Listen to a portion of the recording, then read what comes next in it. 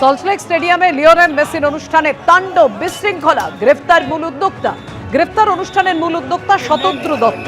অনুষ্ঠানে অব্যবস্থার অভিযোগে গ্রেফতার করা হলো শতদ্রু দত্তকে। শতদ্রু দত্ত যিনি অনুষ্ঠানের আয়োজক ছিলেন, তাকে গ্রেফতার করা হলো এই অনুষ্ঠানে অব্যবস্থার অভিযোগে।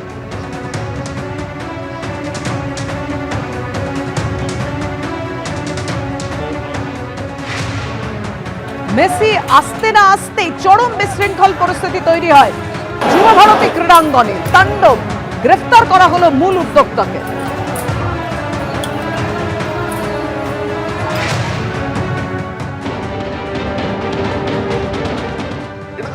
একজনকে লুট করার ব্যবস্থা ছিল।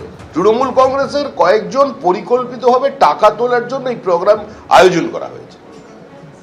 শুনছি আয়োজককে গ্রেপ্তার করা হয়েছে। কে সে? তার পরিচয় কি? তিনি কার ব্যক্তিগত সচিব? আমি তো শুনলাম কোথায় একটি যেন কারখানা করছিলেন তিনি, ওইটাই তার দেখার কথা ছিল। আর কারখানাতেও থাকবো, ফুটবলেতেও থাকবো, ক্রিকেটেও থাকবো, এটা কি করে চলবে? ওনারও সামনে এসে বিবৃতি দেওয়া উচিত।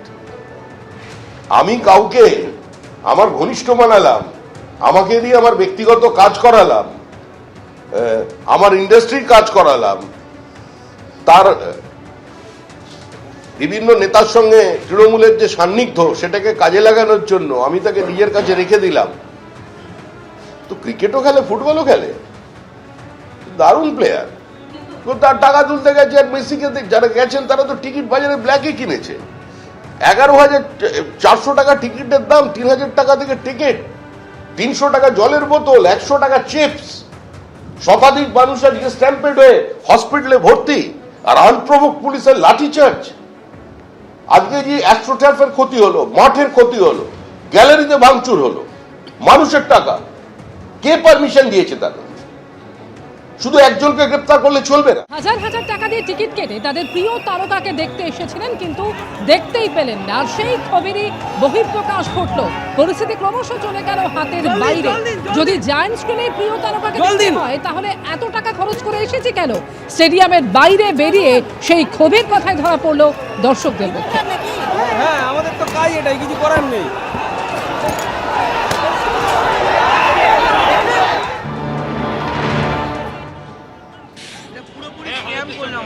কৃষ্ণনগর থেকে দেখার সুযোগই পাওয়া গেল না। রাজনীতি, খালি সব দিকে রাজনীতি। দিদি দাদা নিজেদের দল খেলাচ্ছে, খালি নিজেদের দল খেলিয়ে চলে যাচ্ছে। আমার 7,000 টাকা টিকিট ছিল। একটা বার যদি ওই গাড়িটায় করে অন্তত পুরো মাঠটা ঘোরাতো, আমরা ভগবানকে সামনে থেকে দেখতে পারতাম। ঘেরা ছিল,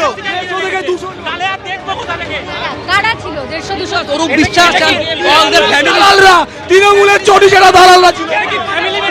দালাল অরূপ বিশ্বাস, অরূপ বিশ্বাসের ফ্যামিলি মিটআপ, অরূপ বিশ্বাসের ফ্যামিলি মিটআপ নাকি? আমাদের মতো সব ফুটবল ফ্যানদের পয়সায় আজকে অরূপ বিশ্বাস সেলফি তুলতে এসেছে এখানে। আমরা যেখানে রয়েছি সেখান থেকে একটা বিন্দু অবধি ওকে দেখা যায়, একটা বিন্দু অবধি ওকে দেখা যায়। কত টাকা দিয়ে টিকিট কেটেছি?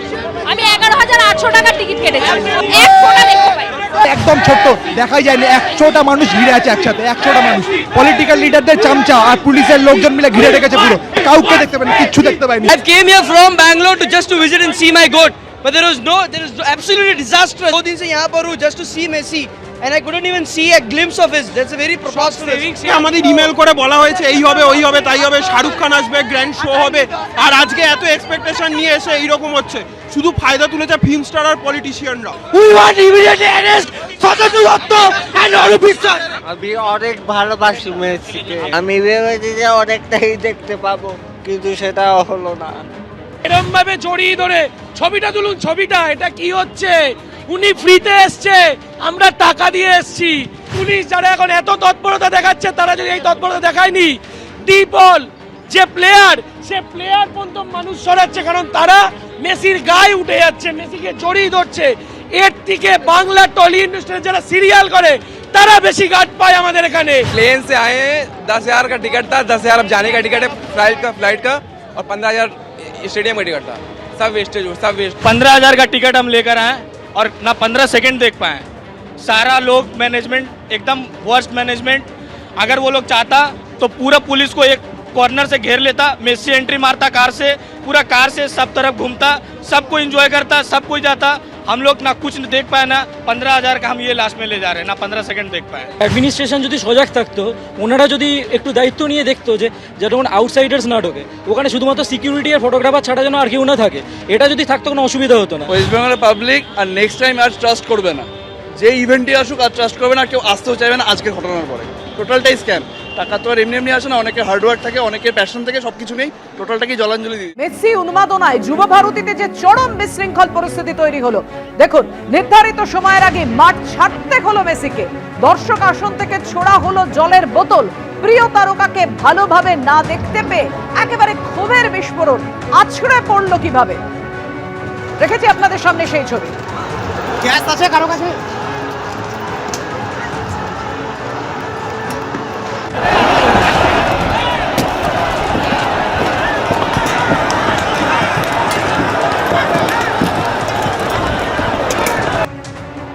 कहीं मत जाइए क्योंकि अभी और काफी सारे इवेंट्स बाकी हैं और कहीं मत जाइए क्योंकि अभी और নির্ধারিত যে অনুষ্ঠান ছিল প্রায় 1.5 ঘন্টার, যে কর্মসূচি ছিল, মেসি পুরো মাঠ প্রদক্ষিণ করার কথা ছিল, কিছুই হলো না। নির্দিষ্ট সময়ের আগে মেসিকে মাঠ ছাড়তে হলো।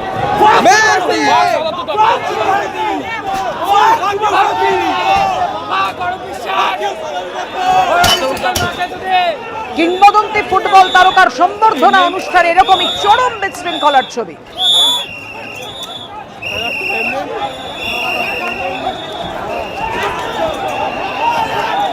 যুব ভারতীর ঘাসের মাঠ চলে গেল জনতার পুলিশের দখলে। জল দিন। আপনি চলুন। রিপোর্টার নাকি? হ্যাঁ, আমাদের তো কাজ এটাই, কিছু করার নেই।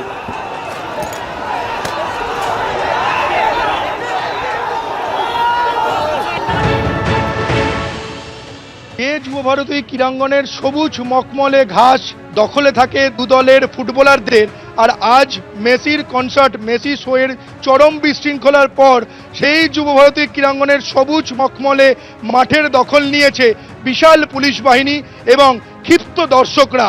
এই মেসি শোকে ঘিরে চূড়ান্ত বিশৃঙ্খলা তৈরি হয়।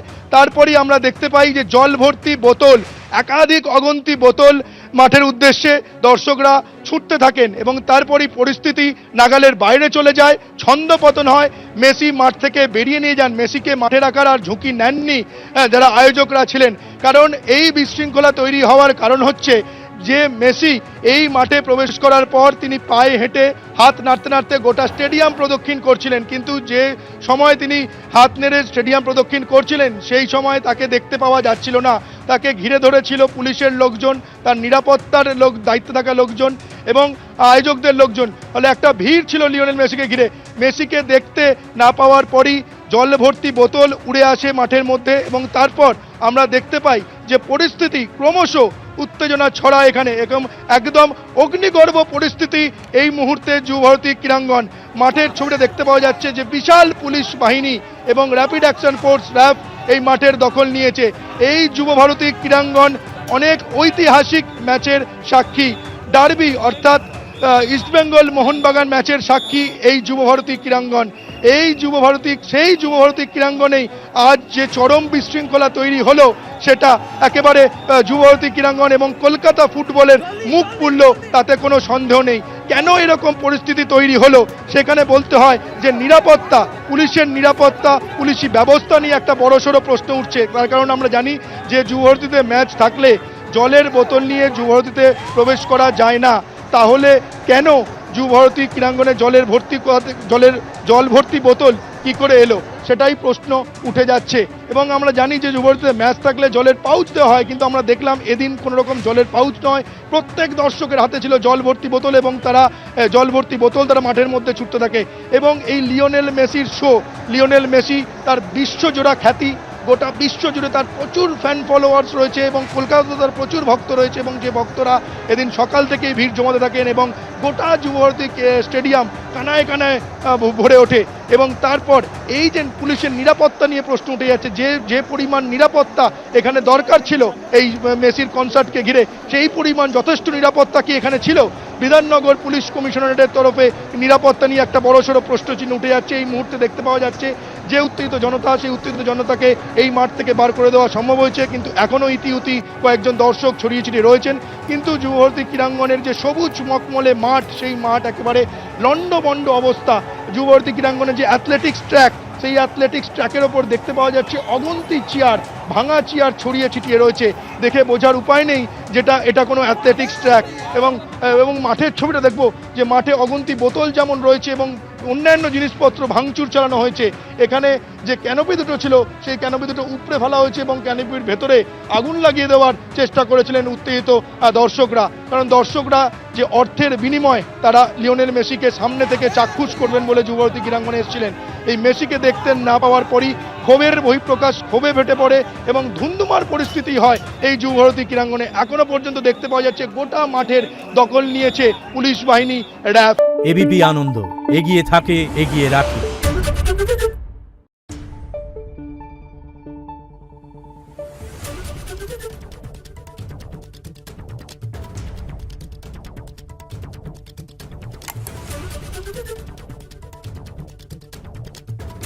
Thank you.